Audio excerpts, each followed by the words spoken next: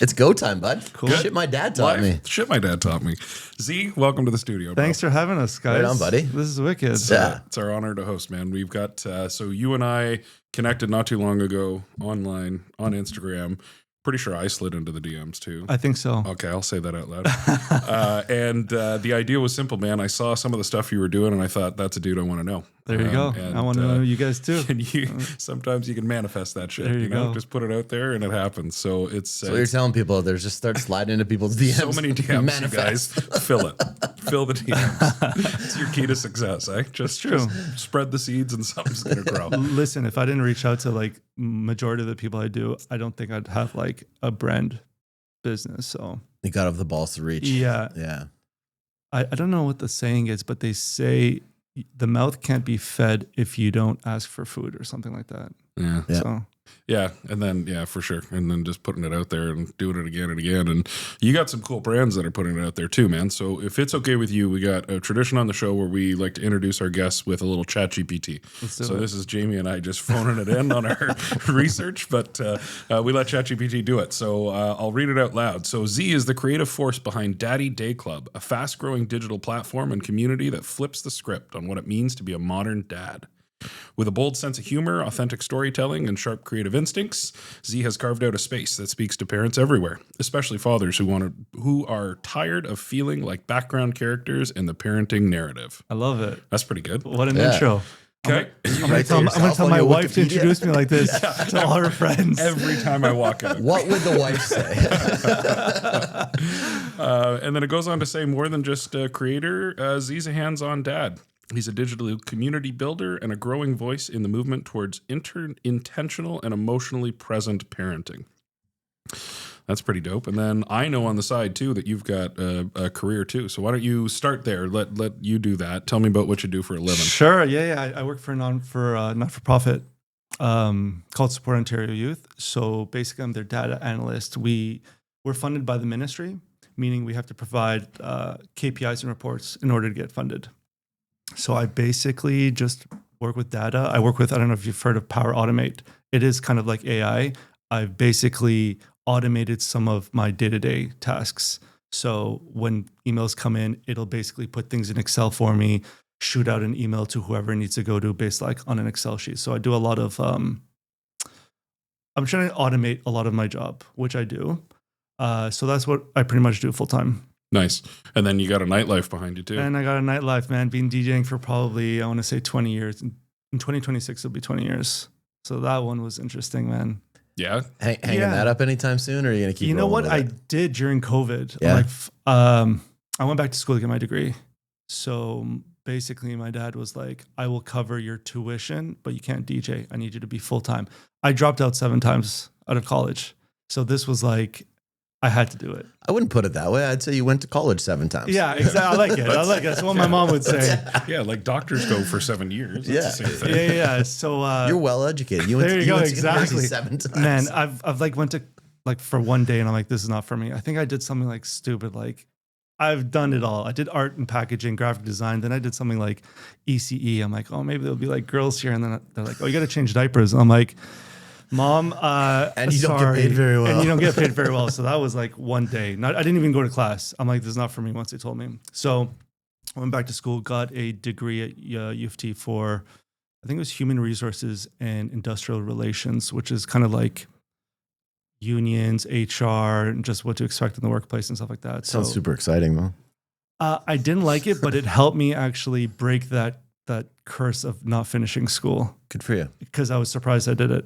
So the thing was I couldn't DJ. So I didn't, which was not a bad thing. And I think in the tail end of it, I did start DJing without my dad really knowing. But DJing was fun, man. I was in Hess Village, Wasaga Beach, Bananas. I don't know if you guys saw the video. They like tore the place down. Yeah, like just recently. Yeah. I've actually got a friend that right now is up in Wasaga Beach. Oh, there you go. Just told me that was gone. Dude, that was the best days of my life, man. Yeah. DJing there was so much fucking fun. The strip was just insane. Oh, it was so good. Yeah. But my dream was to basically be like a big DJ. I think like 10 years ago, you guys heard of Tomorrowland? Yeah. There was like a contest. I was literally number 1, but the music industry, man, is just political. I think they gave it to somebody who's like part of a label and stuff. So at one point I'm like, this is not going to work, but it always funded like my startups that I've done. I had a website called Nightclub Advisor. It was basically like TripAdvisor, but for nightclubs all around the world. Oh yeah. So it did that. You need money, man. What I learned with these startups is it's hard when you don't have money to kind of like fund the thing. So it takes money to make money. It's really crazy. So I did that. Didn't work out, but I spent a lot of my money from DJing. But that's the thing. I don't feel bad because I consider my DJ money like my play money. So it's till this day, it funds DaddyDayClub now. So I can't get rid of it unless I either make more money at my work. I try not to take money from my normal job. That's like family money. Yeah. And then whatever I make with DJing will essentially fund DaddyDayClub for me. Right. Yeah, that's a great way to do it, man. We talk to a lot of young guys that are, they over leverage themselves. They look at debt as a solution, and it's tricky. And going back to the DJ piece too, so it's Kidman is the DJ Kidman. name, right? People can check that out on YouTube, totally. Spotify. Man, that was a funny one. I was trying to find a name, like a producer name. And you guys watch wrestling? A little bit here. I don't watch it anymore, but like back in the day, I used to be a wrestling guy. There was WCW, a guy named Billy Kidman. Very versatile, very like athletic, and he spelled his last name Kidman. And I'm like, you know what? I really like that. Let me change the A to a Y, and it was Kidman. And then, man, I was pretty lucky. Nobody wanted to hire me to DJ. I'm like new, so I'm like, let me rent a boat. I worked at a record label called SPG Music back in the day. So it was like one of the biggest independent labels in Canada, and pretty much was one of the very few. So I worked there, start meeting people. There was a guy, Tony Monaco from Z103, who would be there all the time. And I'm like, listen, I want to DJ. Nobody's hiring me. I want to rent this boat, the Empress of Canada, and let me hire you. And we did that. And then we did it for 8 years. And I think the first year that I did that, he was doing the live to air. It was called Way Back Wednesdays. Yeah. It was one of the longest running parties in Toronto, especially Wednesdays. And he was doing the parties on the docks. It was crazy, man. They're like, listen, we got you an audition. You're going to come DJ. And this, for me, this was like a dream. I loved Waybacks. I loved that genre of music. I'd listened to it as a kid. My brother had a big influence of like music for me. And I auditioned and I got the gig. And I DJ'd for like 3 years on the radio on Wednesdays. And it was from there, everything just fell into place. Got booked nonstop. I was like Wednesday, Friday, Saturdays, sometimes Wednesday, Thursday, Friday, Saturday. So that was fun. But I'll tell you a quick story about how I ended that fucking gig, man. We were kids, man. You know, you're 19 working at a club. You're just doing stupid shit. You have your friends doing stupid shit. We would sneak bottles into the club because we didn't have money to buy booze, man. So we'd bring bottles that they sold at the club. And we kept asking the bartender for like the juice or whatever it's called. And then she finally said like, who's taking care of these guys? What the fuck is going on? And then the owner came and we're like live on the fucking radio. He comes, goes into my fucking bag, gets this wine, and then just starts pouring the alcohol on the fucking floor. And at the end of the night, they basically said, they just gave me $20. They said, we're deducting the alcohol from you. You're a kid. I have ego galore. And I basically rip up the fucking 20. And basically, I never went back. They fired me. I never went back. And it was that. And then the funny thing is, like, and I'm not saying because it's me, they fired I DJed until 1. Then there was another guy who DJed after the radio, like after the radio show. They tossed him. They basically did like a whole rebrand. And then they closed down like a couple months after. And like, it was fucked. Because I was like, it was crazy, man. So I still DJ Dirty Martini, not too far from you guys here. Yeah. Yeah, super close. What do you play there? What's I'm open format. Set? I'll play like all the hits, all the bangers, man. I like house music, but I'll do like a lot of urban, a lot of mashups. That's where the girls go when they want to pick up an old dude. No, not anymore. It's a cougar bar. Oh, now it's the opposite. Yeah, it's the opposite, man. It's a cougar bar. When my apartment was there. God. I remember my apartment. I DJ'd there once too. That was good times. Yeah. DJ's fun, man. But when you have a kid, it's becoming more difficult. Coming home at 4 and then waking up at 6:30 because like your kid is. Yeah, it's go time at 6:30. It's brutal, man. And some days I'm like, I just don't want to fucking do this anymore. If I was rich, I don't think I would, to be fair. Yeah. It's crazy how many DJs that you saw over the COVID time, like when you kind of give it up for a bit, that made the switch and started going like, I followed DJ Eric Rhodes and a bunch of guys in the States that like started going into like heavy blending of like, you know, country music with rap and like doing that kind of shit. I love that stuff. And just doing a whole bunch of mashups. And now they're like living off it and fucking just crushing it. And they were doing the live streaming too. Yeah. It was pretty wild times during COVID, man. Yeah, they were like, I don't want to be a club DJ anymore. So now they're just doing this mashup shit and it's like blowing up their careers like crazy. And they don't have to Yeah. either. Like people are just monetizing off of obviously like social media and For stuff. sure. I would rather do that. Yeah. People break your balls when you're DJ. It sucks. Yeah. And it's not like you're getting paid like $1,000 either. So you're putting up with a lot of shit for like, yeah. What's you've produced your own music too? Yeah. So how did that work, man? Fuck, you're taking me back here. Randomly just go on YouTube, started seeing like tutorials, basically teaching you how to like recreate your favorite songs. And then I'm like, I love this. I was working at the record label. They were giving me a lot of tips, introducing me to a lot of people. Buddy of mine, Armando, you can check him out. Really talented guy, Armando Music. He was a vocalist, songwriter. I was just like making shitty, cheesy beats. And we just worked together and we put out a lot of cool songs. With practice and help with others, we were able to like take my track and make it like label ready.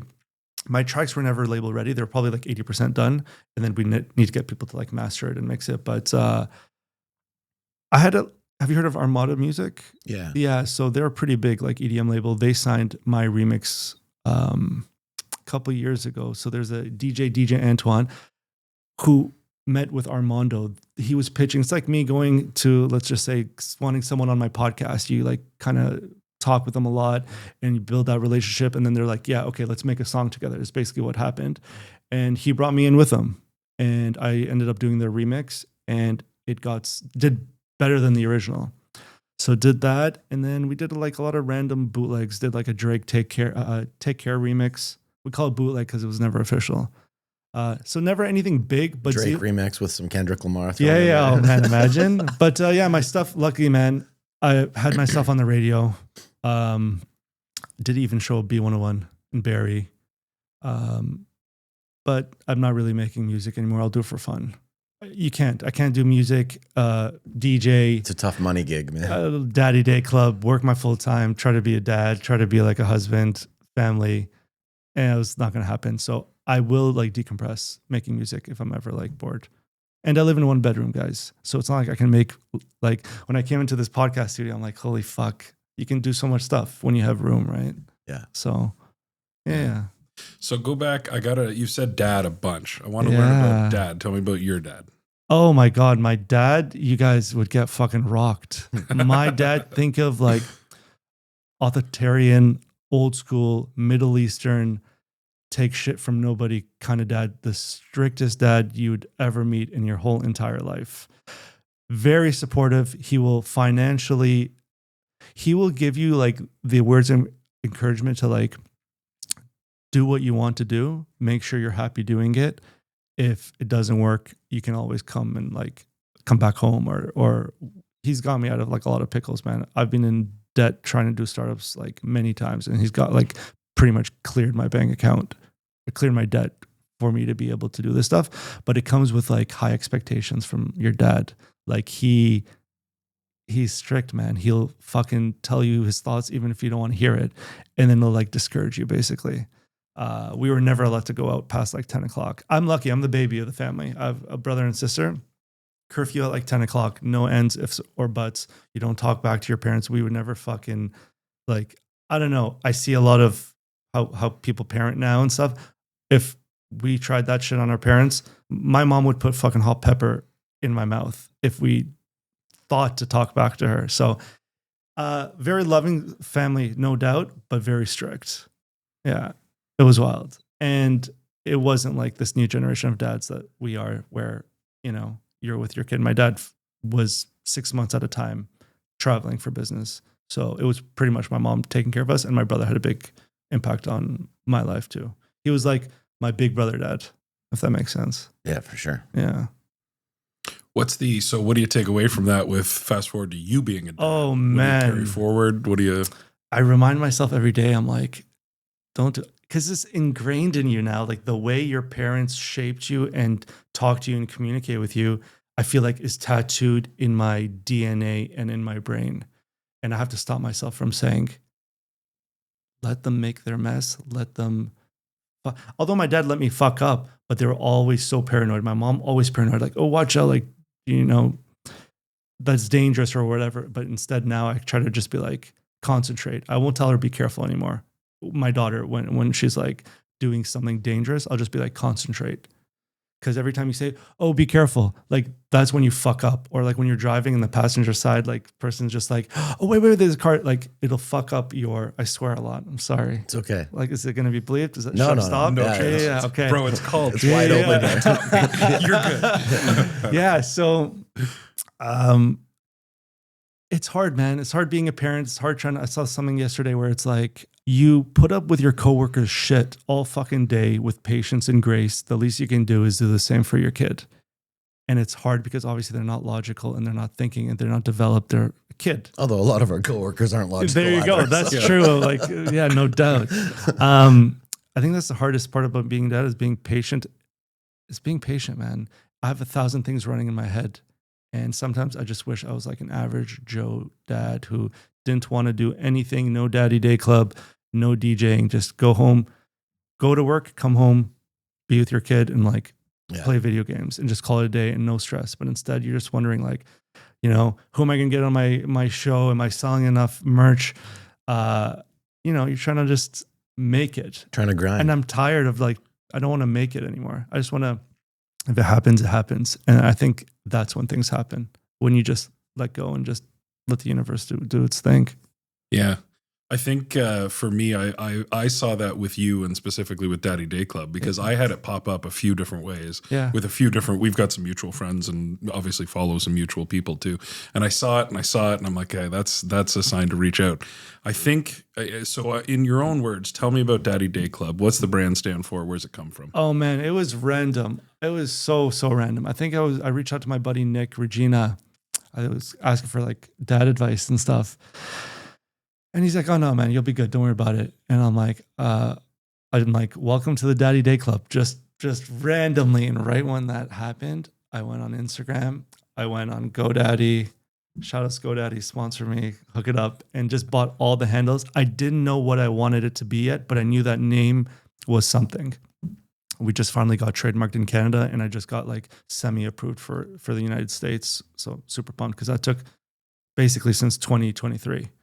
So I was worried, I guess, being a dad or a new dad with the DJing and with all these startups that I've done. I'm like, can I still do this when I'm a parent? Like when I'm a dad, will I still be able to like be creative? And then I said to myself, why not? Like, I don't want to put in my head that I can't do anything once you have a kid. Cause my dad was the type who'd be like, I don't spend money on myself so you guys can fucking have clothes. Like it was dramatic. But that's what he'd always tell us. Like, you know, everything I do is I do for you guys. And I said to myself, he's, I think 60 or 70 now. Like even being 60 and 70, just because you're 60 and 70 doesn't mean you have to stop fucking living. I think once he retired is when he changed as a dad because you have nothing really to live for. You're not doing anything every day. So for me, I'm like, I need a reminder that I can still be a great parent while achieving and going after my dreams. And you can do that while being a great parent. Like that was pretty much my thing. So I use that as a motivation and reminder that let me keep going. Let me be creative because that's like your outlet, especially when you have kids, you need that. What was the goal of DaddyDayClub day one when you were like, hey, like this is going to be my idea. I'm going to roll with this. So it's funny you say that because right away I was like, oh, I can see golf tournaments. I can see this. I can see that. And I'm pretty introverted, especially at work and stuff. I don't talk. Everybody's like, you're a DJ in fucking clubs. You're introverted? Man, at clubs, I'm not a nice guy, to be honest, because they're so fucking rude and they break your fucking balls. And you're sober the whole time. I'm sober the whole fucking time. And they request a song that's playing, basically. And it's like, stop breaking my balls. Listen to whatever you want to listen to before you come to the club, because I'm most likely going to play your song. And I'm not going to like change my whole life and everybody's lives to play what you want to play. Where the fuck was I going with this? How You the talking day about- one Yeah. DaddyDayClub. Okay. Yeah. When you met Jamie at the club. Keep going. Pretty much. So I started off with a shirt. Basically, I got somebody to make my logo, and it happened to be a very cool guy who used to make my club flyers, Mike Kingsborough, and he worked at Google at one point, like high level Google, like creative director, makes brands, makes logos, very talented. Like people would die to have this guy do your work. And I was wishing he was going to do my logo, but it's funny. It all turned out. He's like, I don't have somebody. I have this guy. His name is Zubair, and he created the logo. And I'm like, that's something special. We put it on a t-shirt. Sean Desmond was the very first person to support us. That's sick. I still didn't know what it was going to be. I'm like, we're going to make apparel, basically. But then I found out making apparel is fucking pennies. No, it's you can't run I didn't want to get into the fashion industry, man. I don't want to hold 1,000 pieces of stock, and I didn't want to do print on demand either, to get that out of the way. I'm like, I can't make a living off this. I can't just do DaddyDayClub based on apparel. We don't get many sales, if I'm being very honest, especially even back then. You didn't. I got like one in a blue moon, like once a month. Our first year in sales, basically, we did $1,500, to give you an idea. The second year, we did like $9,000. Now we're like 6 months in. I'm at like 7 or 8,000. I'm like, I'm not breaking my balls for fucking $2 profit margin with shirts. Yeah. And especially since we're doing low quantity, there's no margins. We don't make money. Like $10 if I'm lucky. And spend the time shipping it and all if the you bullshit. consider shipping and you offer free shipping, I'm not making anything. It's just branding. It's just branding. My goal was to trademark the IP, and my initial goal from the beginning was I want to sell this to Drake. That has been my thing. I put it in the universe. He's got October's very own clothing line. He's a dad. He's like a modern dad. And I just felt that is what I wanted to do. Try to build it so I could sell it to a clothing line, even H&M or someone like that. That's essentially my goal. I know you guys are more community based and more community oriented, and a lot of these other ones are. I don't think I wanted to get into that. And we did have a family skate. I don't know. I don't think that's my thing. I want to just be creative. And I think because I don't want to break coming from like the clubbing industry. I'm tired of promoting. I'm tired of making or asking people to come to your events. I don't want to do that anymore because it's hard. We just had a family skate. I rented Ford Performance Center where the Leafs practice. The whole fucking rink, dude. And like we got maybe like 10 people. So I'm just tired of it. I don't want to reach out. I'll post people it. Don't understand how hard it is to run, man. I'm over it, man. So then the podcast started. I don't know how I'm just like, this would be cool.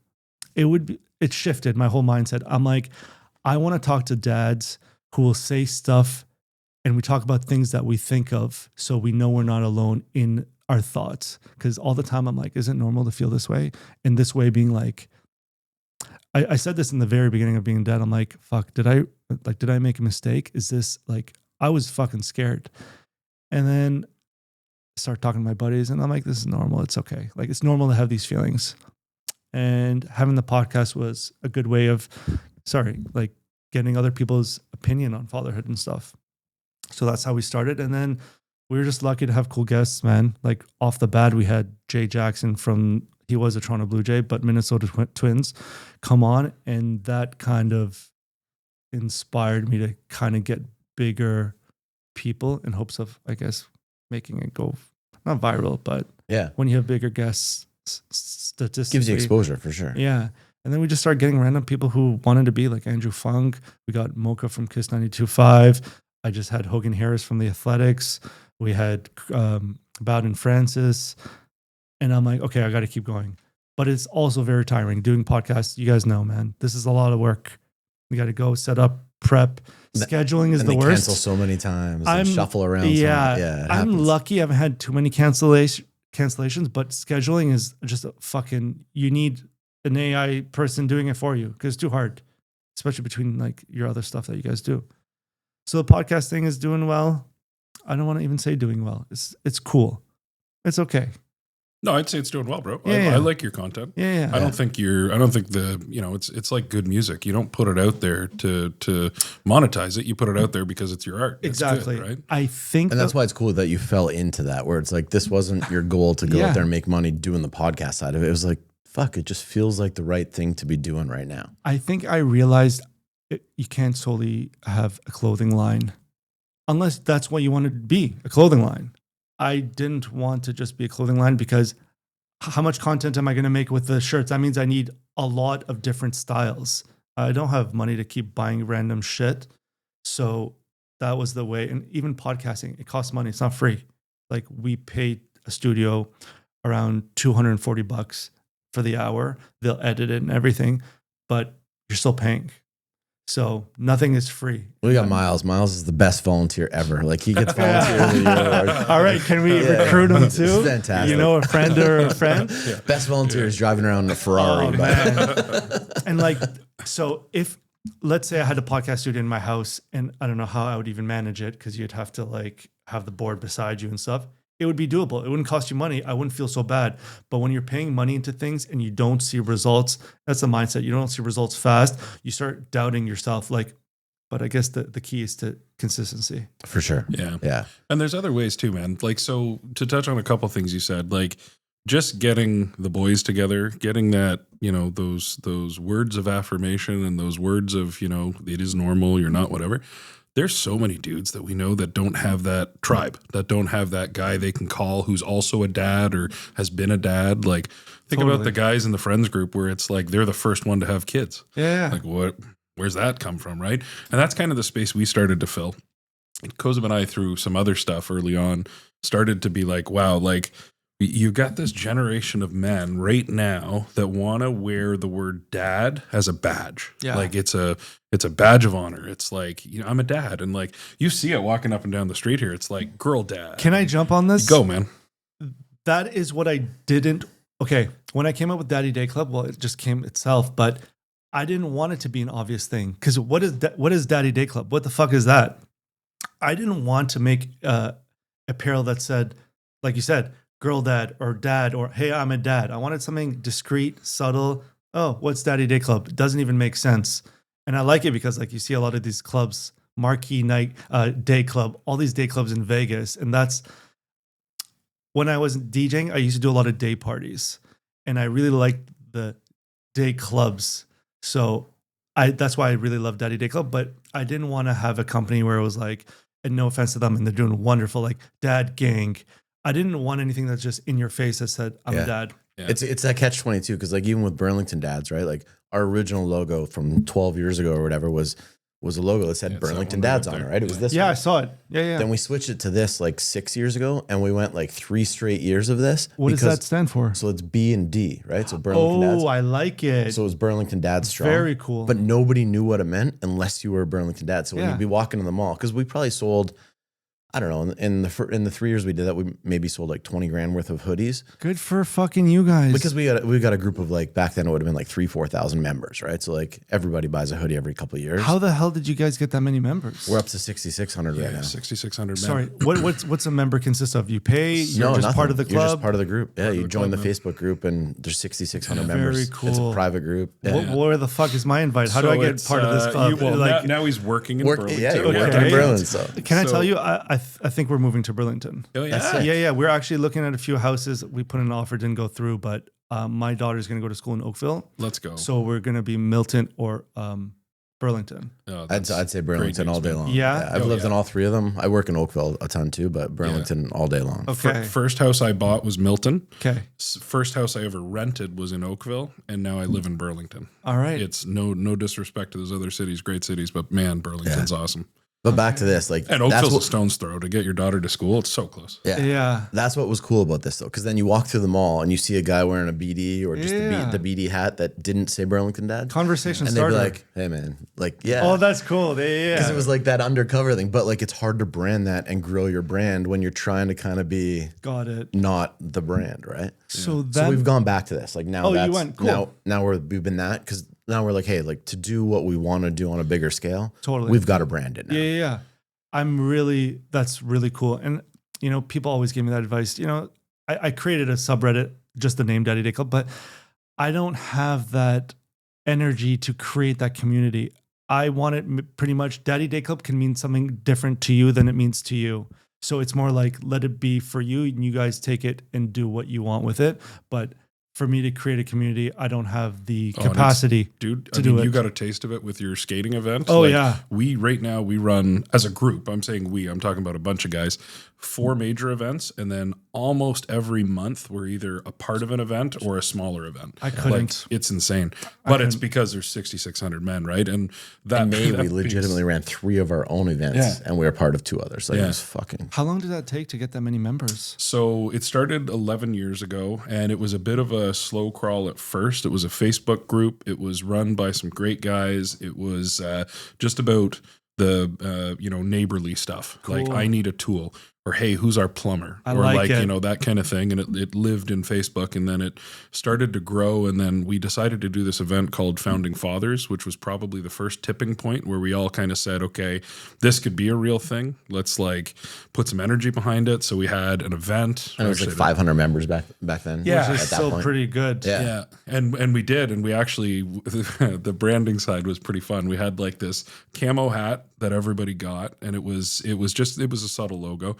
And then we did these gold cards. Cool. And the gold cards were basically just saying like, hey, I'm a part of the club. Like, and it wasn't even that it had monetary value, or there wasn't like a big system behind it. And we only did 100. So it was like, it was $40 to get the card and the hat. That's cool. And only the first 100 were like the founding fathers of the group. I dig it. And back in the day, that shit was really cool. Like, and to guys have still, those. like now it's like 7 years later since those cards. You And guys guys gotta do will the take a digital picture version. and they'll post it on their thing. They'll be like, I'm one of the founding fathers. Because there's 6,600 guys. And they'll be like, I'm one of the first 100. Or the ones that get me is the original hat will show up at like, we had one at our golf tournament the other year, and it ended up going for... It was over $1,000. Yeah. Sorry, they auctioned it? Yeah. Get out. Yeah. I used That's one. Cool. I used one. I still have 2 brand new ones that I keep them for like every couple of years. We'll pull one out for an auction and put it in like a big display case. You guys are wild. Yeah. This is wicked. There's a guy at my gym at Mavati that he legitimately wears it every day that he's working out, and you could tell he's probably washed that hat like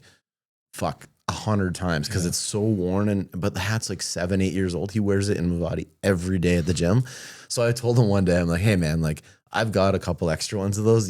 He's worn the shit out of it and like promoted us. Obviously, I'm like, just pop by the office. I'm gonna give you a brand new one. I gave him one. And I saw him last week. So he's still wearing the original one. He won't wear the new one. He's wearing the original one. I get it, man. It's just yeah. When you wear it in, it's just part of you, man. But it's part of like... We're still waiting for the first tattoo to come out. Oh my God. You know what? It's funny. I was thinking of that the other day. I'm like, would I ever? I wouldn't. I'm done with tattoos. I'm over it. But how funny would it be if I got a DaddyDayClub tattoo? But I wouldn't. Live the brand. Yeah. Let's go. Totally. Yeah, it's the power of that brand, right? Like this one, and kind of what we're trying to do here too, man, with the whole shit my dad taught me thing is like, so go off that Burlington dad story. Yeah. And now you got all these really smart men. You got guys that are great dads, that are doctors, dentists, business guys. And we have access to those guys. And all of them take such pride in being a dad. They're all willing to mentor or to volunteer or to whatever, but it takes some coordination, right? Like, how do you get that guy on that platform to whatever? And that's what this is. Like, so now we're just trying to like scale it up a bit, because locally we've had good success with, being dads and helping each other. And now we're trying to do it more. So it's the same thing you're trying to do, man. And I think the more voices there are, the more platforms there are, the better, because I think that it's hard to be a dad. Oh, right? totally. I think if you don't have a tribe, it's really hard. So what's the goal? Like, what do you guys like? Just to do more, help other guys be better dads. Cool. Let dads know that like when they're going through shit, they've got a support system. There's other guys that have gone through all that shit. Very cool. A big part of what we do is just letting other organizations, like everybody thinks that like when they start getting into nonprofits and not-for-profits and charities, that like it's all competition and who can raise more. We're way more about helping all of those other charities and organizations that like, hey, when you guys are running something, like call us. We'll support your event. We'll bring out a team. We'll do whatever we can. That's cool. We don't want to run 40 events a year. We would rather run our 4 or 5 and go be a part of other people's 20, 30 events to show that the community, can be successful together and do stuff better. And we get a ton of companies and local businesses that step up every time to be a part of that. And, we support those that support us. So like the companies that are supporting us are the ones that all the Burlington dads run to when they need a tire, they need new glasses, they need clothing. Cool. Yeah. I love it, man. I love what you guys are doing. I love it because it takes someone special to do it. I can't, like I said, I don't have the emotional capacity to do that. And people always say, yeah, you got to build community. I'm trying to build a community in a different way. through now the podcasting and putting information that way, but hosting events is just, Yeah, I love it. But put it out there, man. There's totally thousands of ways to show up. Yeah, Thousands. And go back to what you said about, podcast and your numbers and your whatever. We're in the same boat, dude. We put this out, and on the first couple episodes, we're only getting, we'd be lucky to get a couple hundred streams on the podcast. And luckily, social media has been great. Like, you get a lot of eyeballs on your reels and shorts and stuff, but it takes time. But on one of the early episodes, a story I like to tell is, we had a gentleman on, Nelson from Men's Capillary Wave, which is a local community for mental health. He does men's group. He's got a wonderful, he calls them their pit crew, so psychiatrists and different counselors and modalities. But his big thing is he's a charity, so any man can walk in there and get services for free. You can come and join a group, sit down, group of guys. They're curated. Nelson sits in on most of them, and he's such a wonderful guy. He's good at listening and good at, getting people together. So he came on episode, whatever it is, 3 or 4, real early on. And we heard a story where he comes on the episode, a guy out in the universe watches it, don't even know who he is, didn't know that those services existed, ends up showing up within a few days after that in crisis. Like, he was knocked on my door, like on the Burlington Dad's door. Yeah. Oh, crazy. He's like, I need help. Wow. I'm like, what is it that you need help with? And he's like, I'm going through some stuff, and I heard that you guys are the place to go. I'm like, I'm glad you came. Like, we're not the ones that can help you. Like, we're not Capillary Wave, but I'll introduce you to Nelson. And thankfully, like, Nelson was in his office right around the corner, and he heard the guy, and it was like, that one thing is every reason why we're doing this. Wow. Like, it helped. It gave that guy a spot on the middle of a Wednesday to Probably come saved at like his 2 life. in the afternoon, and he was just like, I need help. That's wild. It was crazy. Yeah. So think about that in your world, dude. What you're putting out. What about the dad who's up at 6:30 a.m. and stressed and doesn't even know how tomorrow's going to show up? And there you go.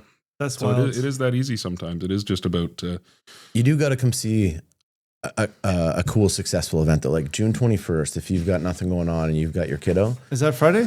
It's a Saturday. Cool. It's noon to 4. We do a free family barbecue for anybody. So anybody's allowed to come. Food's free, ice cream truck's free, bouncy castle. Like, it's a crazy event. Oh, that's wicked. It's at Kelso Park. Okay. But you should come set up a table with your DaddyDayClub stuff and bring your daughter, cool, bring the wife. Thanks, dude. We'll probably have over 1,000 people that show up, wow. but it's totally free to the entire community.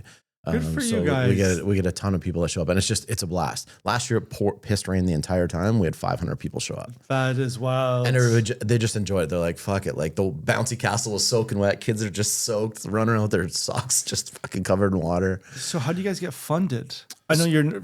It's all community. Oh, that's cool. Community Very companies, businesses. Yeah, because we give them as much exposure as we can, and they give back just to be able to give back to the community that's supporting them, right? So, like, if they know that they're getting support from everybody else in the community, they're 100% all in on giving back to that. And it's because none of us get paid, right? So, like, we're doing this, and they know all that money is just going to, like, fund that event. So, like, we got a food company that's Maple Leaf Foods is donating all the burgers, all the halal meat, all the hot dogs.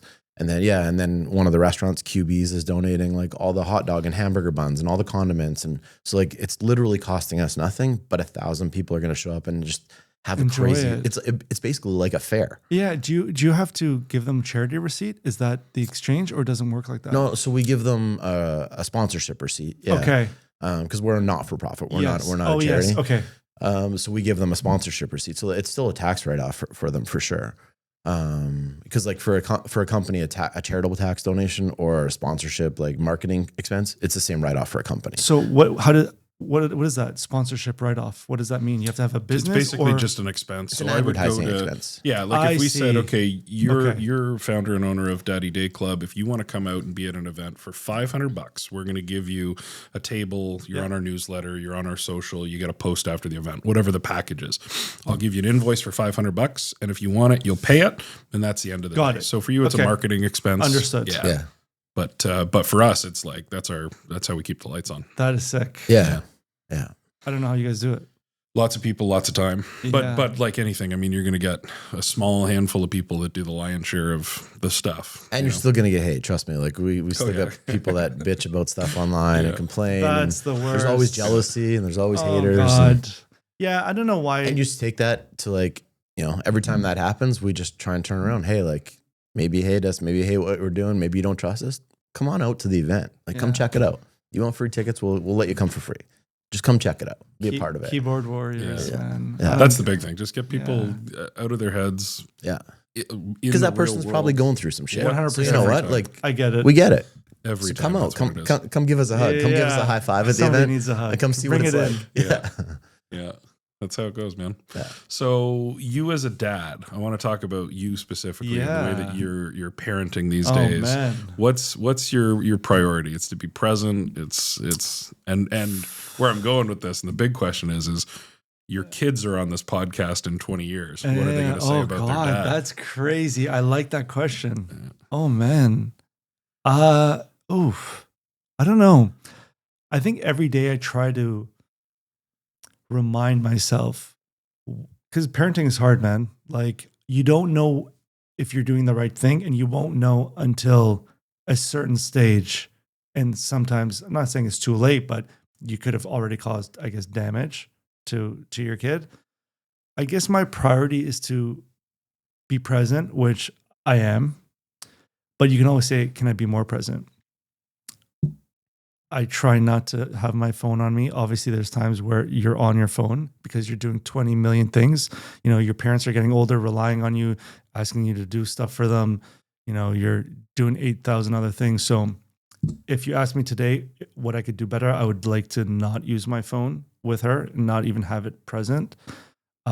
Patience, I think, is a big thing for me. It's really hard, man. They say they want that, and then you give them that, and then they have a whole fucking full out fit, and you're just like, not sleeping. You're working 2 other jobs. You live in a 1 bedroom with your wife, a dog, and a kid, and you're going to kill each other.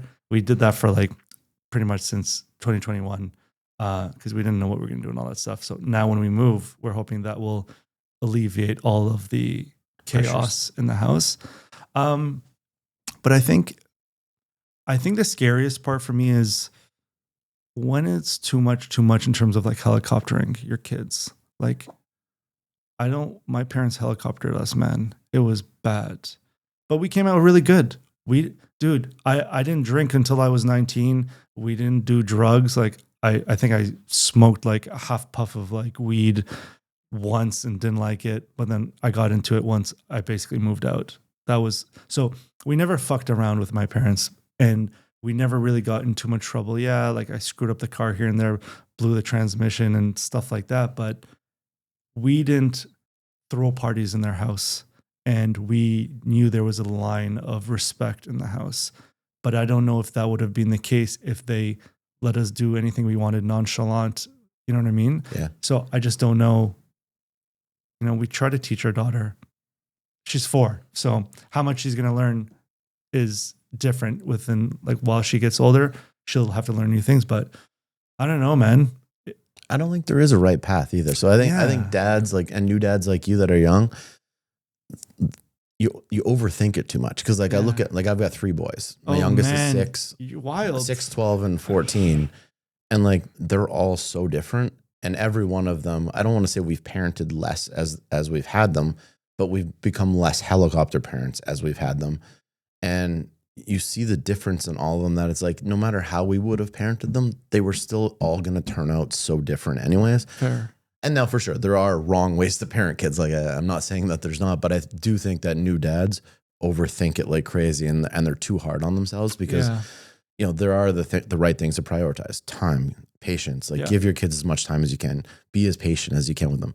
But with the helicopter stuff, sometimes you just got to let your fucking kids grow up and go through shit. Yeah. They're playing on the edge of the couch and, oh my God, you're going to break your arm. How many fucking kids are playing on the edge of the couch that break their arm every day? Totally. It fucking almost never happens. I'm fucking on my back and tripping over the couch and stuff. Yeah. 38. My kid's running down the sidewalk and my wife and I'll be like, stop running. You're going to trip and scrape your knee. It's well, he's only allowed to run on the grass.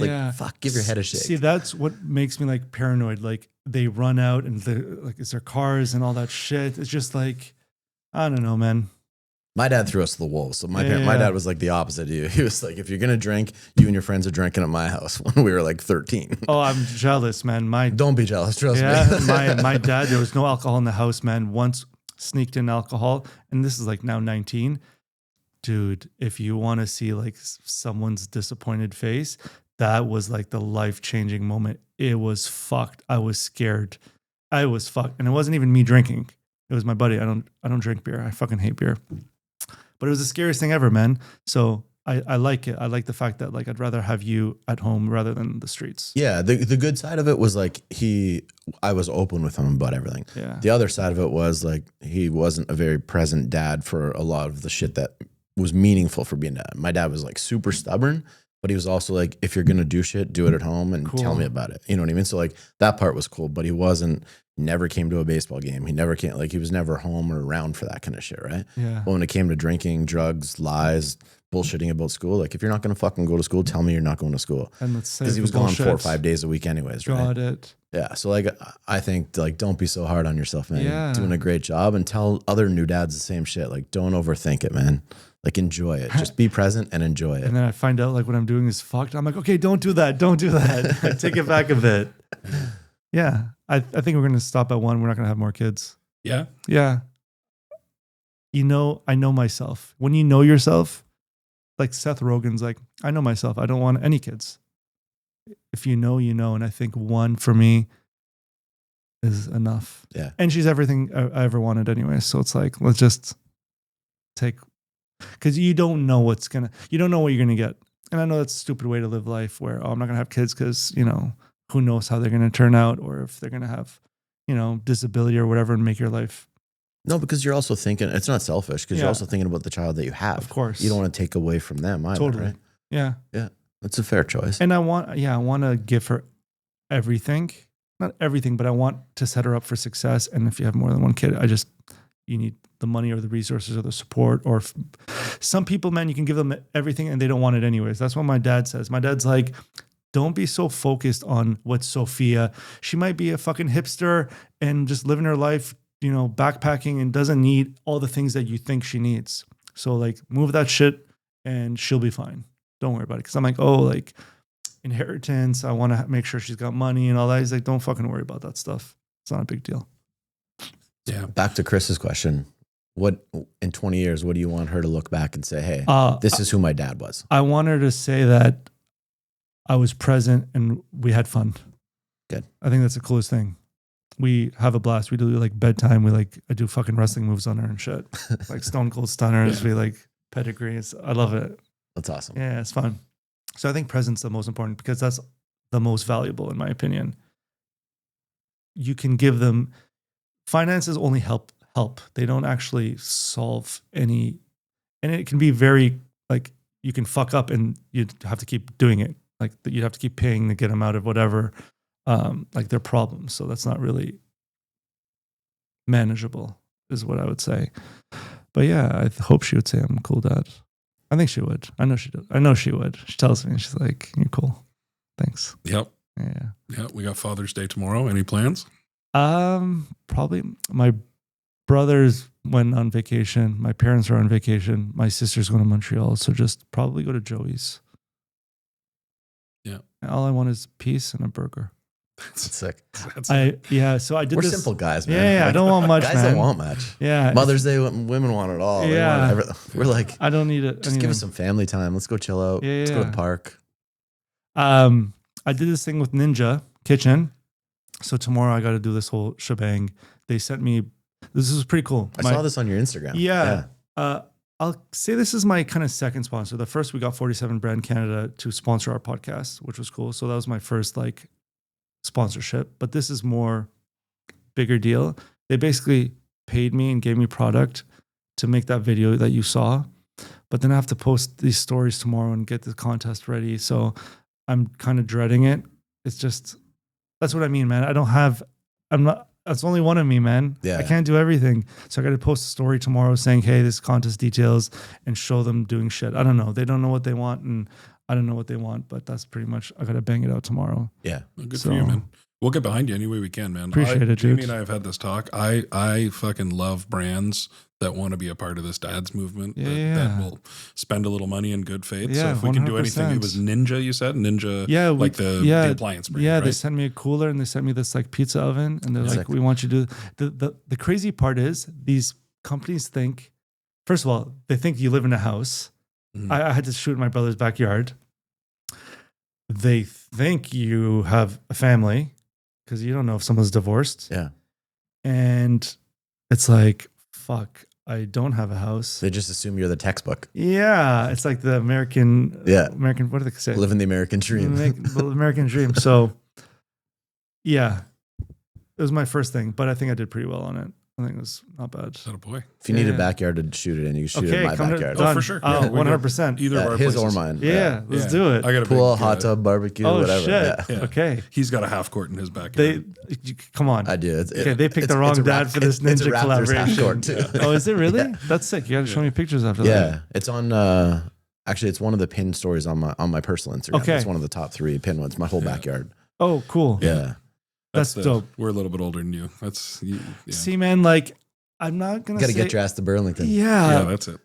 That's the thing, man. My really goal is like home ownership. I don't want to, that's selfish to say, oh, I created DaddyDayClub because I want to be able to create a life for my family, because your regular job is not going to give you, you're going to make what you make and that's it. Like DaddyDayClub, I want it to be for me life-changing, where I can build my life and have everything I've ever wanted. And again, I'm saying in a more selfish way, outside of everything we spoke about. Like, I want to fucking buy a house. Like, I have a condo that we rent out, but that shit is not going to get you a house. So that changes it. But my dad will say also, your daughter doesn't need a house. Take her to the park. It's you building all these social constructs that you think you need that you actually don't need. Because he's like, you're going to be okay when your house is leaking and you need a new roof and you need this and you need that. So I don't know, man. I grew up really spoiled and got everything. We were well behaved. We're not like shit disturbers, but our parents gave us everything. We lived in a wonderful neighborhood, beautiful house, had a pool, had everything, had cars when we fucking got our license. We weren't those like snobby kids or anything, but take that, and now I'm living in a fucking 1-bedroom. It will fuck you up, man. And then you see your brother, beautiful house, your sister, beautiful house. It's like there's an 8-year difference, just for reference. But it's giving you that push, that drive. Like, It's given me that drive, and it's the only thing I can rely on. That's why I always wanted to create startups, because that was my avenue to try to get out of. Remember, I had no university degree. I had no college degree. It was basically high school and working these shitty fucking retail service jobs, and enough was enough. And I'm like, I need to bet on myself that one of these projects, first it was DJing, hoping to do that. My club advisor, I did that. I started all failed, by the way. all learning experiences. People will say it's a learning experience built you to become the person you are today, which is semi-true. But it is very mentally draining when you are not, I don't want to say okay with yourself, but not content, I guess, with your life. So that's what I'm trying to do, is be more content with what I have. And what I have is what I have. It can be worse. You can be... Don't be insecure. Don't compare yourself to others. You can have no car. You can be living in another fucking country with war. You can be have a disability that stops you from, let's just say, I can be blind and not see. And let me tell you, bro, like every picture of that perfect American dream, there's a whole lot of fucking shit going on behind those scenes. 100%. Always. Yeah. So that's kind of my reminder too, man, that like, just be, you could have had a kid that needed to go to the fucking sick kids every day, and you spend your days doing that. Be humble with what you have. Dude. And we like, I mean, in my network, I could show you 5 guys that were multi-millionaires, if not billionaires, and they're fucking miserable. Yeah. Like, there is no correlation between material goods and happiness. I think what happens is you got to get your baseline, but your baseline might be a place to live. Yeah. Part of a community. Yeah. Maybe it has a park and maybe you can get outside, and then just some sense of purpose. I think anything above that is starting to get into luxury, or starting to get into like, 100%. the stories we tell ourselves, like they need, or I need, or we have to. Yeah. But also I think like some of that's good though too, man. If you're wired like that and you want to build an empire, then go fucking get it. Yeah. But do it because you're like, I choose to. It's not because I see that guy has it. I choose to. It's all reminders, man. Sometimes on my wall, I'll just like put Post-it notes everywhere because you need those. Like one of I have at work, it says, "No rush, don't rush." Yeah. First of all, I just started in 2023. Like, what do you expect? And you sometimes forget to smell the roses and acknowledge all of the things you've accomplished. Like, I'm like, fuck, I would have never thought I'd have Major League Baseball players on my podcast. Like, what? I'm not a journalist whatsoever. I don't even like barely catch a ball. I don't do that shit, That's what's man. so great I actually about love this. baseball. So it's all reminders, man. It's good to, be proud of yourself. Just stop and say, hey, it's okay to say, I'm proud of yourself. Good and job. I'd say that to anybody who's thinking about trying something too, man. Like, I have these moments, and I'm sure you're the same, Jamie, where like just even rolling up to one of these is like, okay, I get to meet a new dude, a great dude. I get to turn my phone off for 2 hours. Totally. And I just get to like listen. Like what a fucking blessing that is, man. And that's the thing. I tell my friends all the time, because nobody calls anybody and talks to them for an hour. And it's like, this is actually basically my therapy. Is what I call it. And the people who come on the podcast is their therapy because they're just letting out, I would say 60% of what they actually feel. A lot of our conversations is post-podcast is where they let out everything. Man. You hear the real, because there's so much you're going to say and like leak your dirty laundry on podcast. Sure. So we got time, bro. Go ahead. I'll see what my wife thinks about that. And that's the thing too, man. Not everybody, I think that's a challenge of podcast. And especially if you're, I don't know, man, you get scared to get canceled. You say something that's not appropriate. You say something about your partner that, it just, it's. And there's like, it's a good ego check too, man. I had one just the other day when we were sitting down with Ron Foxcroft, who is founder of the Fox 40 Whistle. He's a NBA referee. He still sits courtside. Now he refs the referees. Yeah. Oh, that's cool. One seat behind Drake, might I add. Okay. So he comes on the podcast the other day and he's sitting in front of me and you think he's like late 70s, 80s? I think he said he was like 72. Yeah. It was No. Because what did he say? He's 79 because he's like, I'm going to retire in 21 years. Right. At 100, he's going to retire. So the guy's almost 80 and he's sitting in front of me and I know who he is. And he's like, he's so well respected and he's such a great guy. And he looks me dead in the eye and he goes, I don't remember exactly how he said it, but I've never been the smartest guy, but I will outwork you. I love it. And the way he said it, looked through me, I'm like, fuck you. Oh shit. Yeah, Miles made a reel for it. And he's like, it's like him looking at Chris. He goes, Chris, I'll outwork you. And he goes, Jamie, I'll work harder than you. The way he said it's it, like I'm he's just giving us a, oh, fuck. Yeah, I'm just nodding because I'm like, no, you will. So, but that to me is fire. That's like, I love right. that. He's like, levels. I outwork my kids. I will outwork everybody at the office. I love it. Yeah. It's sometimes you get that energy from a dad too. He's like, no, I show up like this and this and this. And I'm like, well, fuck, I better try that too. Right. Like, it makes sense. Yeah. Do you guys know Steven Shapiro? He does all these like TikToks where he gives like $500 to people. He does like pranks and he gives them money. Very popular on YouTube. More in the States side. We had like a Zoom call, and he's like, "What are you doing different that Dad Gang is?" And I'm like, "Fuck, man, Dad Gang has 3 fucking people and 3 brains." But I'm like, I'm one, but like I'm mighty, man. I send like probably 10 on average. I'd say 10 emails a day, and I'm messaging people all the fucking time, and I love doing it, and I think it's going back to the whole, if you don't ask, you're never going to get a yes ever. Yeah. So that's what drives me. Yeah. Just the presentation. And can I tell you, half the time I message people, I'm getting a response, even if it's like, no thanks. So I don't know. It's motivating for me to. Yeah. And but it is cool even getting a message back from them, just being like, "Hey man, sorry, like I'm not down. I don't have the time." Yeah. It's like, hey, fuck, that guy messaged me back. That's respect. I love it. So I want to say like my work ethic is 10 out of 10. If I wish I had 3 of me, it would be great. But yeah. Yeah. And I think too, when you're doing the a format like podcast, the more genuine you can be, the authenticity you bring to actually give a shit about the person you're talking to and really listen and get ready and whatever, that's what's going to make yours as successful as it is. Like I watch yours and you're totally into the guest and totally into the conversation, and that's what makes good content. It's that authenticity piece, right? Same with what you're doing with the brand too. Just fucking, you know who you are. Yeah, exactly. I don't know. We'll see, man. I'm excited to see what the future is. Like, we had a lot of semi cool opportunities coming up. I was this fucking close to doing something really wild. Reached out to Nick Carter from the Backstreet Boys. He like has been supporting us, and I'm like, I will. That's why I asked you guys about the whole you guys flying out to see the Trailer Park Boys. Yeah. And I said, like, are you guys paying for it? I asked if I could go to LA and do a podcast with Nick Carter, and they basically said yes. I have to pay for my flight, and I have to pay. Dude, it's gonna be like a $3,000 trip. Because they're doing the Backstreet Boys concert tour in in Vegas, in the Sphere. It wasn't the right time, but that is my drive. Like doing cool stuff like Would that. have been the best marketing money you could spend. And it's funny. And this is a tip for people. Never, what's the wording I'm looking for?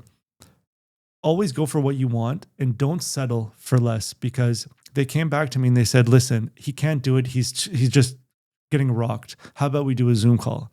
I said, nah, I'm not really interested. I don't want to do a Zoom call, man. They're not intimate. You don't meet them. It's like fucking quality shit's lagging. It's brutal. We won't do them either. We've had a couple people like, hey, let's just do it online. It's like, nah, no, fuck, thanks. that's not us either.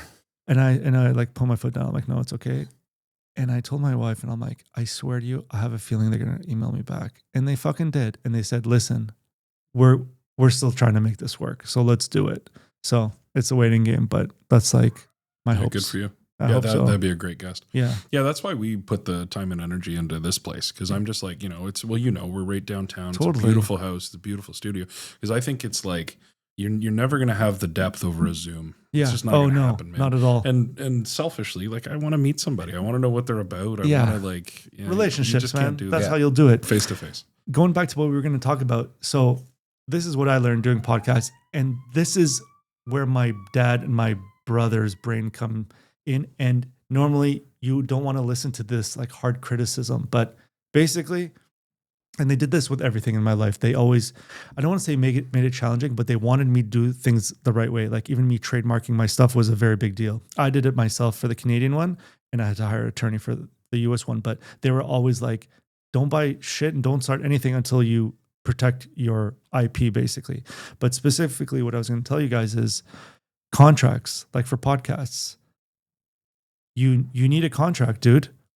And I'll tell you why. This is what happened. Well, first of all, what if they say, I want to take, okay, I'll start from the beginning. This one girl we shot and she goes, I can't have it posted anymore. My work, all this bullshit. And I'm like, I'm out fucking $240 for the podcast. And my brother is the type to be like, stop fucking saying that. You're not out 240. You're out 240 and you're out your fucking time, and you don't value your fucking time. And that's a fucking problem. So you're out the podcast, your time, and are they going to pay for it? And because I didn't have a contract, what am I going to tell the person? You, and I don't want to be that guy to be like, I'm posting it anyways. I'm very respectful and I understand, but at the same time, I'm not protecting myself. So that opened up my eyes. I did create a contract. But again, can you give a fucking contract to Bowden Francis and say, sign this, basically saying, if you cancel, you're paying me $1,000? No. Good fucking luck. Because if he emails you and says, take it down, please, you're going to take it down. Exactly. You don't want to piss him off. And parents and like my brother and like, they don't understand that kind of culture where you can't, I'm going to, like if I go see Nick Carter, ask him for $1,000 if they refuse, it doesn't work like that. Yeah. So this is the challenge I'm running into, where I want to kind of have somebody booking my podcast. So I'm not the face of the person cussing because it pissed the fuck out of me when they didn't want me to post it. Like, and I was too quick to respond. I'm a very nice guy. I'm very like chill. I said, no problem. Don't worry about it. But I will use that as an example, never to do it again. And I've used the contract for a handful of people, but it's not fucking realistic. No. But going back to this thing, what if, so I do give them the episode to review and omit anything they want changed. For sure. So we wait for their approval. But after that, my thing is once it's on YouTube, it's on YouTube. Sorry. But if you have no contract, what's the dilly? Like, how do you guys manage with no contracts? Same thing. Like if we did have somebody that wanted some stuff edited and taken out, that's and we easy. just did it, no problem. That's no problem. But having somebody flat out saying, I don't want. Yeah, that's tough, man. Yeah, because even if we had a contract with them, we'd still pull it down for them because most people that you're bringing on are way bigger and way more powerful than we are. So like, we don't want to piss them off. But how long, and I agree, but how long can you afford that? Well, you hope it doesn't happen, right? Yeah. Yes. You usually, I mean, the reality of it is shit changes, and you just kind of have to roll with it. But I think you made the right call, man. I think in the grand scheme of things, for sure, that's in the moment a loss, but also you're defining who you are and what you stand for, right? And that's what I told my brother. I said, every business has a budget for loss, and this is what I would consider it. My brother's pretty stubborn, and my dad too, very argumentative, and they want, and I need time, man. They want black and white. I need time to get my resources to get my argument settled. I was pretty fast in this one because I said, what about you? He does realtor. He's a realtor too. He's a pharmacist and does a lot of other things, but he's a realtor too. I said, there's people who you'll go waste your time with and they won't buy fucking anything with you. Yeah. I said, yeah, but you planted the seed. Maybe they will in the future and all this stuff. But anyways, I don't know, man. I think that's like in any business, man. Exactly. If you're doing consulting, how many meetings do you take before you land? I get if it. you're doing, construction, how many projects do you quote before Totally. you get it, right? Yeah. So some of it is that, but I think you did the right thing, man. Yeah. You just got to respect people's wishes. And it's funny, she came back and said, I'm cool with it. People get very nervous, especially with work, man. Me and my work is pretty good there. And it's funny, like the CEO, she follows me on Instagram. She's a fan of what we do and stuff. But like, I got to now semi-watch what I fucking say. Yeah. And yeah, I don't know. There is that balance. Sure. With work, it's very difficult. We had Austin Poole. He was in Billy Madison. He was a Today junior kid. Yeah. Yeah. And he was quite nervous. We talked about bullying at school. He's a vice principal. Talked about bullying and stuff like that. And we just decided, let's scrap everything we talked about, like no work stuff. Let's remove it. Yeah. And I rarely probe any questions with my guests. I let them, because I don't know if they're Let divorced. them go with the flow. Yeah, I don't want to like bring up things, maybe their parents died and stuff like that. So I usually let them be on the passenger side and the driver's side, and I'll just roll with the punches. Yeah. We got a special segment called Dad Jokes. Yeah, this is gonna be fucking brought to you by Wolf Blast, one of our sponsors. What is it? Big shout out to Wolf Blast. Wolf Blast. Awesome. What kind of wine is this? That's the Sauvignon Blanc. Yeah. We have that, and we have the Cabernet as well too. It's funny. I had my first glass of wine in Cuba, and people are like, "Oh, you had to go to fucking Cuba to have your first glass." I never drank wine. It was like very recent. Yeah. But shout outs, Wolf Blast. Yeah. Big shout out. They were our first legit sponsor. Give us the goods on your. Let's see. Got to give them a great Okay. joke. I don't know how great this is going to be, but we're going to try it. All right. So why did the DJ break up with the turntable? Give her. All right. Because it kept spinning the same old lines. There you go. See, That was I love okay? when it's themed to the The guest. way back playback. Yeah. This hockey season, pick up something to celebrate the puck drop. Grab Wolf Blast Yellow Label Cabernet Sauvignon, now only $17.95 at the LCBO. Why settle when you can soar? Wolf Blast Yellow Label. Bro, anything else you want to talk about? Anything else you want to plug, man? We're so grateful to have you. Oh, So I love excited doing all the this, shit you're man. doing. This was my first podcast, like being a guest. Oh, That's awesome. Yeah, that's so We got some crazy. poppin' cherry. There you go. Yeah, Let's go. it's cool being on the other side. Yeah. You know what I mean? Yeah. It's a fun media, fun type of content, right? Yeah. Where can everybody find you? Where's the best place to find Totally. you? DaddyDayClub on Instagram, basically DaddyDayClub on everything. I will tell you what we're doing. We're going to do something so cool. And I'm really excited for this. And again, it's like all comes down to I'm not there yet customer wise to keep doing these cool stuff, but trademarked, and we're going to do something called Poppy Day Club. So and I'll tell you the theme later, but basically there's a lot of Spanish and Latin baseball players, so we're gonna do like Poppy Day Club. I just felt like it was a cool like sister company of Daddy Day Club, still gonna be under the same umbrella. And then we're gonna do a sweet drop for 2026 Chinese Lunar New Year, Year of the Horse. Wait until you see these mock-ups, man. We turned Daddy Day Club into Chinese characters. And it basically says Baba Club, which is daddy in Chinese. I don't know which dialect of Chinese, but I work with these guys in Vancouver. They're called In-House Creations. They do stuff for the NHL, Vancouver Canucks. They've done stuff for Oilers. They've done stuff, I don't know, for Oilers. They've done stuff for Boston Celtics. They're a creative agency. So now they're responsible for my whole new collection.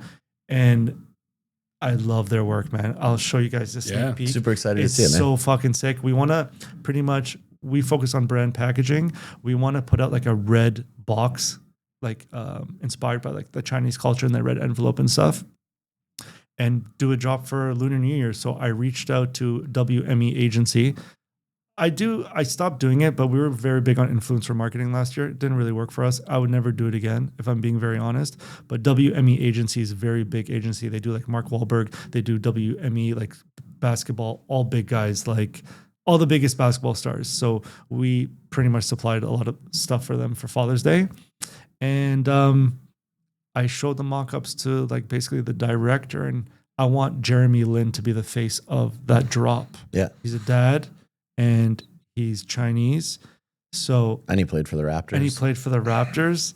So I'm relying on these big companies to believe in me to be able to skyrocket. I need these guys to get behind you. I need somebody to get behind me to make this thing work. Let's make it happen, man. Yeah, I'm really excited, man. Good shit. Yeah, we'll see. Right on, man. Well, we appreciate you coming on here. I loved it, man. Awesome. It's been great. I got to ask you guys a question Yeah. because I usually end the podcast with like 2 questions Yeah. that I ask my guests. I want to ask you guys, if you guys can have anyone perform at your wedding, dead or alive, who would it be? You go. So Tim McGraw and Faith Hill were our wedding song, and I'm a huge country guy. And cool. I'd want Tim McGraw and Faith Hill to sing for sure. All right. Yeah. Oh man, that's a tough My one. wife would say The Weeknd. Oh, cool.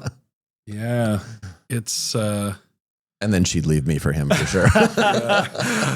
I'm trying to think of an answer that keeps the peace, because my answer and hers would be like totally different. So like, you know, our wedding song was a David Gray song. I don't know if you know him. Kind of, he's a guy over in Europe. Kind of EDM layered in with folk kind of music. He's. I have he'd be to great know. If see it's live. EDM, I would have to know. It's like folk music with kind of an EDM beat, but yeah, maybe him. I mean, just to keep it traditional, my wife would probably say Dave Matthews Band. Oh, I cool. think, or probably a current country artist, I would say.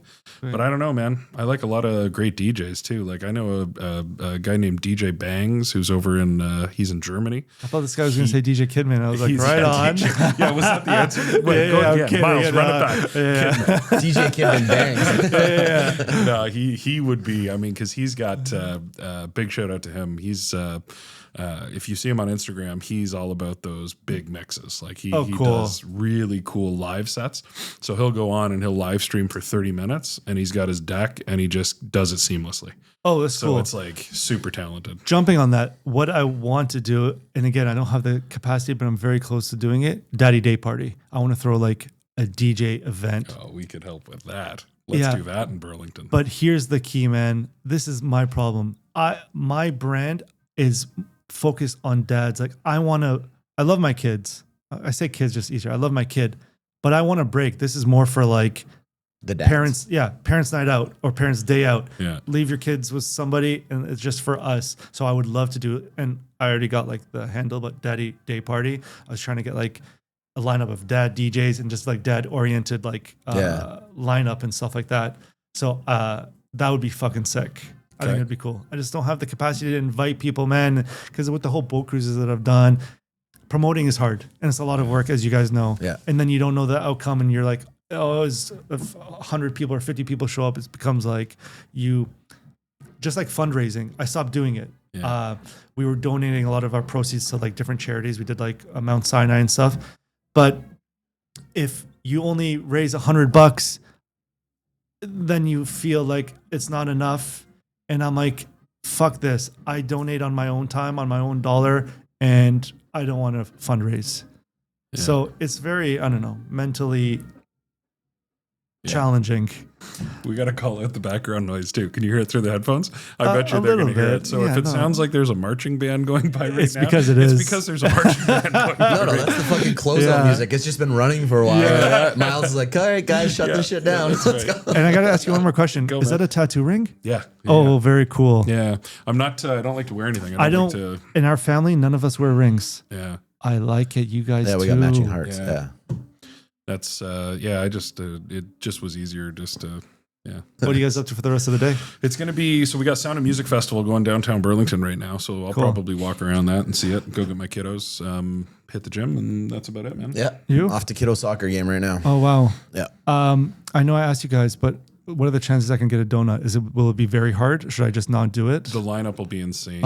You could send them to Duck Donuts. Yeah. The other key place. Duck is quick. Monster will be a zoo right now because that's like right off of Lakeshore. How is it far but from we here? could duck over. No, I'll run you over. Let's go see what the line looks like. I'll show you where it is. Boys, I love this, I'll man. skip Thank those. you Yeah, guys that's so great, much, buddy. man. Thanks so much, We got to Z. talk offline too. Let's do some more shit. Yeah, let's do it. Yeah. Shout Okay, outs. Miles. man. Miles, Thanks, buddy. All right, Take see care. you All guys. right, man.